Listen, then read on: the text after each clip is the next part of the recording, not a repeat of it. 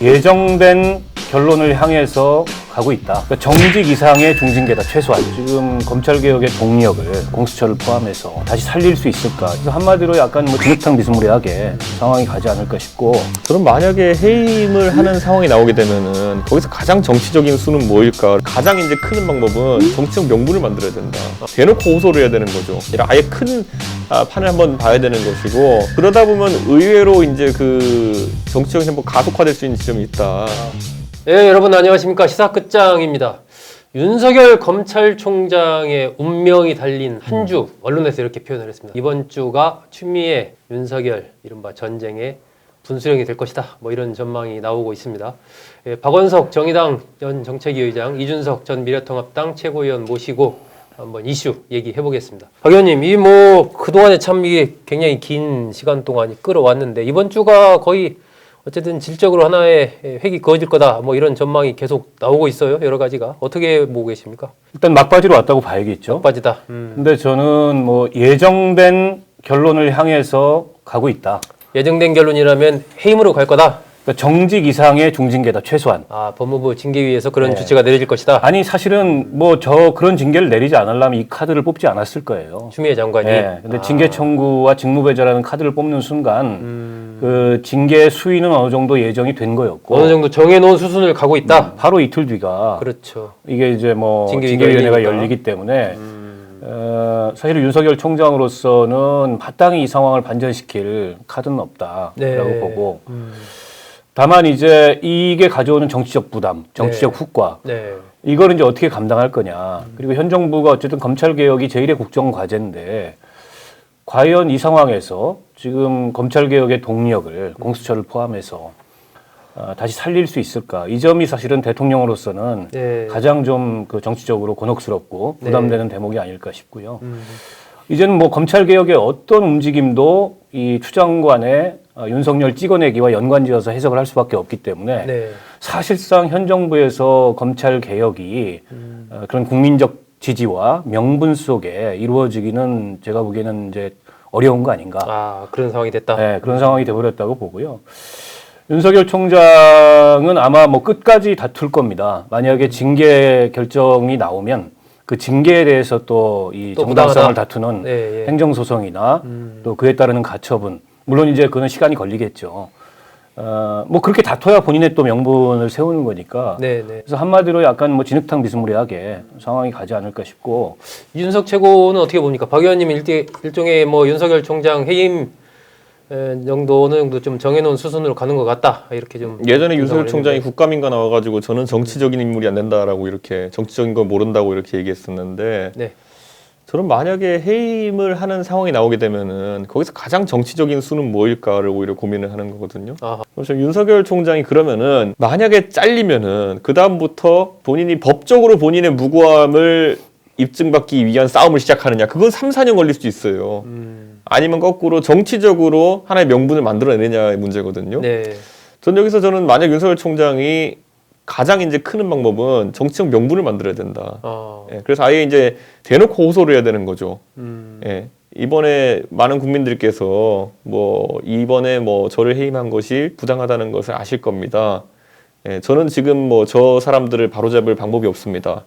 하지만 제가 그러면 힘이 생길 수 있다면은 꼭 그렇게 하겠습니다. 저에게 힘을 주십시오. 요게 훨씬 나은 메시지거든요.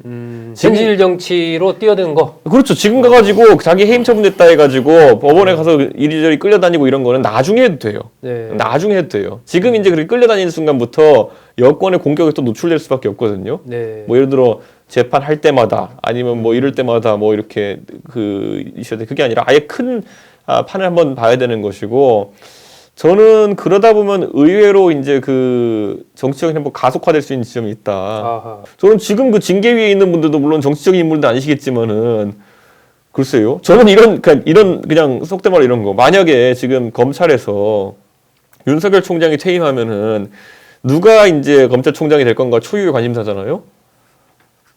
이성윤 지검장을 거기에 임명할 수 있을까요? 너무 티나도 안 되는 거거든요. 그거는 네. 국민의 그런 정서상 네, 너무 네. 티나게 윤석열 총장을 들이받은 사람이 또 되는 건 또 문제가 생기거든요. 그러니까 네. 저는 지금 시점에서 징계위도 마찬가지입니다. 뭐 추미애 장관에게 반기를 드는 것까지 갈 사람이 있을지 모르겠으나 내가 여기서 티날 필요는 없다. 근데 이것도 법원도 마찬가지예요.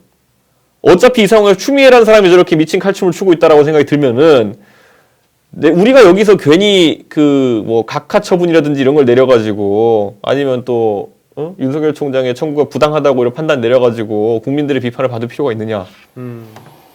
공은 추미애에게 이렇게 할 가능성이 있습니다. 여러 가지 가능성이 있을 것이다. 네. 인용될지 각하될지 근데 그게 박 의원님 왜 아까도 이제 말씀하셨는데 검찰 개혁과 관련된 얘기도 하셨고 정해진 어느 정도의 수순을 향해서 지금 가고 있는 것이다라고 얘기를 하셨는데 왜 지금 시점에서 그렇다면은 추미애 장관이 그런 카드를 꺼내 들었을까? 그게 추미애 장관 독자적인 판단인지 아니면 어떤 청와대와의 교감 속에서 빨리 올해 안에 어쨌든 이 윤석열 총장 부분을 정리해야 된다는 그런 흐름을 가져간 건지. 아니 당연히 후자죠. 아하, 그게 어떻게 네. 독자적인 판단일 수 있겠습니까? 네. 저는 아무리 추미애 장관이 당대표를 지낸 5선 국회의원의 장관이라고 하더라도 그런 힘은 없다고 보고요. 아, 예. 저거는 정권 내 집단적 공감과 판단에 기초해서 네. 뭐 명분이야 뭐 정권 입장에서 찾자면 한두 개겠습니까?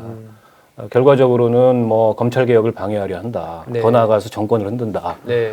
그리고 뭐 원전 수사라든지 등등 네, 라임 네. 옵티머스라든지 현실적으로 이 정권이 보기에 그 검찰이 삐딱선을 윤석열이 삐딱선을 타고 있다. 이럴 수 있는 근거들은 얼마든지 있기 때문에 네. 저는 저거는 뭐 여권 내부의 공감대 없이 아하. 추미애 장관의 단독 플레이가 이루어졌으리라고 보지 않고요. 네네. 또 실제 그걸 시사하는 움직임들이 좀 있었잖아요.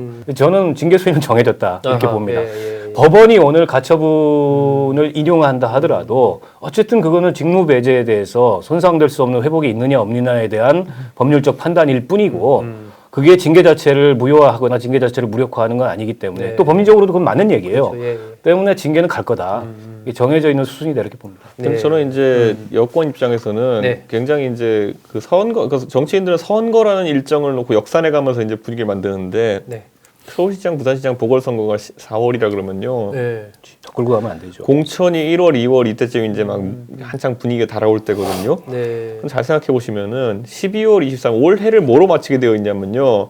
올해는 크리스마스를 앞두고 그 이제 보통 이제 크리스마스가 이제 이번에 일요일인가 그렇거든요. 토요일인가? 그러면은 그때부터 연말까지 아마 연휴를 길게 가져가는 사람 많을 겁니다. 네. 그럼 올해의 마지막 뉴스가 지금 12월 23일 정경심 판결이 될 가능성이 높아요. 네, 거기서 만약에 그 지금까지 1년 이상 끌어온 조국 사태에 대해서 1차 이제 결과가 나오게 되면은 그거로 무조건 연말은 가는 겁니다. 그럼 우선 올해 말은 갔어요. 이미 어쨌든 분위기 잡기가 힘들어요. 그럼 내년 초부터 뭐가 있느냐 했을 때 원전 수사 이런 게 지속되잖아요. 네. 그러면은 굉장히 이것도 다 잡기 힘듭니다. 아하, 예, 한 사람씩 잡혀 들어가고 무슨 뭐 가가지고 뭐 탈원전을 이렇게 했니 그러다 보면 훅 가서 이제 2월 달쯤 돼가지고 그 공천해야 되는 상황인데 네. 분위기가 안 좋으면 이건 진짜 선거 치러볼 필요도 없는 거거든요. 네. 그러다 보니까 이 흐름을 끊는 게 필요하다라는 생각을 했던 것이고 지금 여권에서 계속 공수처를 올해 내로 출범시키겠다라고 하는 게 뭐냐면은 결국 올해는 이미 망했어요. 지금 보면 제가 봤을 때 연말에 마지막 뉴스가 정경심 판결이기 때문에 네. 그래서 그 이제 바로 직후부터 반전을 이끌어내려면은 공수처를 연말에 출범시켜가지고 공수처가 자꾸 능동적으로 이제 사고를 치고 다녀야 됩니다. 갑자기 뭐 윤석열 수사하겠다 이렇게 나서고 이렇게 해야 되는 거거든요. 네. 아니, 이제 그런 국면을 만들기 위해서라도 이 반전이 하나 필요한 것이고 그래서 지금 이제 검찰이 주도하는 원전 수사나 이런 것들 중단시킬 필요가 있다 이렇게 보는 겁니다. 아, 그런 상황에서 판을 일종의 정리하는 거다. 네. 그랬을 때 박 의원님은 아까 이준석 최고는 뭐 윤석열 총장이 약간의 정치적인 행보를 통해서 활로를 모색하지 않겠느냐, 그럴 필요가 있다는 개념으로 얘기했는데 박 의원님은 어떻게 보세요? 고민에 빠지겠죠. 왜냐하면 이제 정치라는 게 누가 날 때리니까 화나서 하는 건 아니잖아요. 네. 그거는 이제 뭐 정치적 소명이라고 보기도 어렵고. 그러나 또 한편으로는 등 떠밀리는 경우도 많아요. 원튼 원치 않든. 뭐 문재인 대통령도 비슷한 경우죠. 비슷한 경우죠. 그분도 이제 정치 안 하려고 했는데 네, 뭐 네. 당신밖에 없다 하니까는 불려 나오는 거고.